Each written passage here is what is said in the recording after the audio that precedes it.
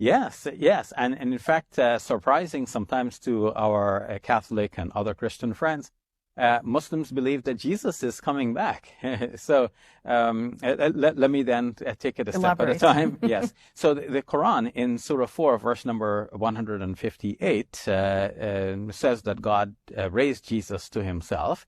And then the next verse says that there is no person of the book except that will believe in him prior to his death. Many interpreters of the Quran think this means that Jesus will come back before the end of all time in this world. And at that time, the persons of the book will believe in Jesus. There's another verse of the Quran in Surah 41, Surah 43, verse number 61, which says that he is a sign of the hour, and some interpreters of the Quran take this to be a reference to Jesus, meaning that when Jesus returns, that will be a sign that the day of judgment is about to happen.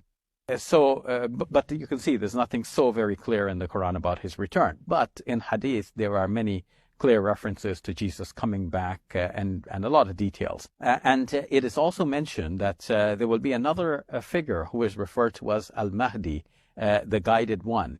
And there is also a mention of the Antichrist, Al-Masih ad-Dajjal, the false Christ. And Islamic tradition even has details that there will be a confrontation between the false Christ and the true Christ, such that when the false Christ sees Jesus coming towards him, he will melt away like salt.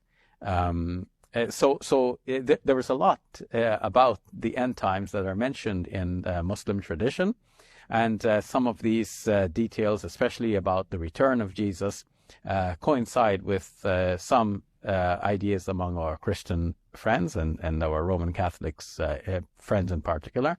And so we have a lot to talk about, a lot to discuss, and a lot to learn from each other and about each other's faiths. Thank you for sharing that, Dr. Shabir. You're welcome.